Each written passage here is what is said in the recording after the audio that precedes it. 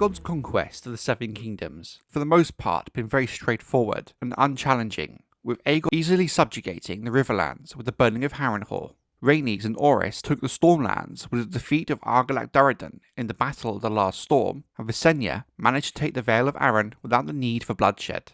However, the combined forces of the Kings of the Reach, House Gardner, and the Kings of the Rock, House Lannister, would not be such an easy prospect. Individually, they were manageable, but the two kingdoms working together would prove to be a much tougher test. In the battles so far in the conquest of the Seven Kingdoms, we've gotten a brief idea of how a single dragon could turn the tide of a battle in a moment, especially during the Last Storm. So if one dragon could cause such devastation and turn the tide of a battle, what kind of damage could Aegon and his sisters do with all three of their dragons at the same time? With his new kingdom growing, Aegon turned his attention to the Lannisters in the Westerlands and the Gardeners in the Reach. Given the much larger scale of the coming battle, as well as his growing number of ground troops for the coming offensive, thanks to the support of the Riverlands, Vale and Stormlands, Aegon would give Lord Mootton command of the Targaryen ground forces, as most of Aegon's ever-growing army were made up of men from the recently conquered Riverlands. The logic of choosing a lord they knew and trusted to lead them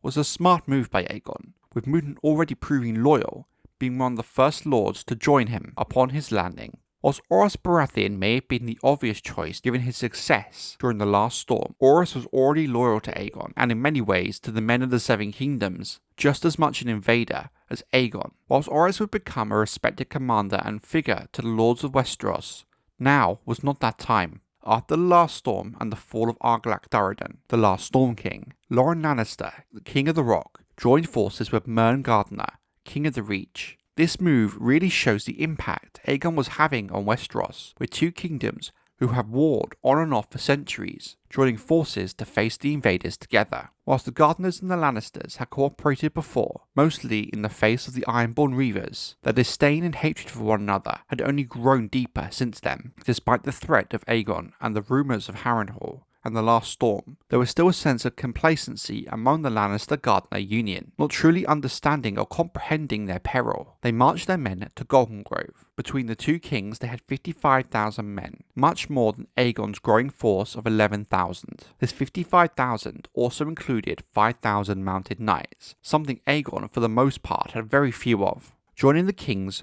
were the notable houses of Oakhart, Florent, Rowan, Peake, and Redwine, but many of their bannermen did not heed the call, seeing the danger the Dragon King truly was, having brought half as many more men to the battle than Loren. Mern would command the centre, and his son Edmund lead the vanguard. Loren led the right flank, while Lord Oakhart the left. Of those major houses absent from the battle, the most notable was House Hightower, whose lord, Manfred Hightower, heeded the advice of the High Septon, and did not join his liege lord, King Mern, on the march, and instead kept his forces back at Old Town. This in itself proved a strange move given the close familial ties between the houses, and some speculated that the Hightowers did not join the battle in the hopes of being made Aegon's Warden of the South and Lords of the Reach after the battle was over. The two armies met in the plains south of the Blackwater, in a wide open field of wheat and barley during a particularly dry period.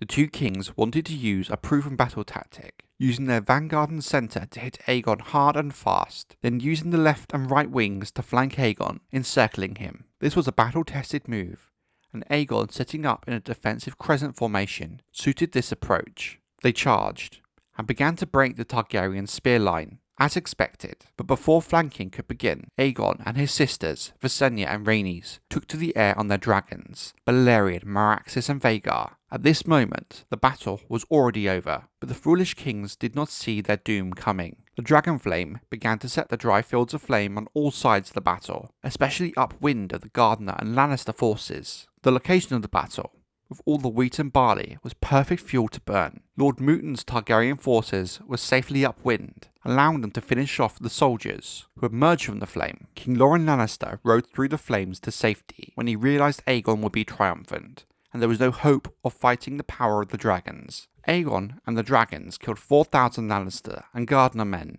and routed the army. Among the dead was King Mern Gardner and all of his sons, grandsons, brothers and cousins. The house was wiped out in one fiery blow. The Knights of the Order of the Green Hand were also wiped out along with their king. Lord Armand-Peake and his sons perished, another 1,000 men perished from sword and spear and arrows fighting Lord Muton's ground forces, and an estimated 10,000 men suffered burns. The Targaryen host lost less than 100 men, most in the initial charge, while Visenya Targaryen also took an arrow to the shoulder, perhaps a sign that dragons, although powerful beyond imagination, were not wholly infallible, that there could still be ways to deal damage, but at what cost? The Field of Fire was the only time in Aegon's conquest that all 3 dragons were used at the same time, and in the grand scheme of the conquest proved to be the defining blow.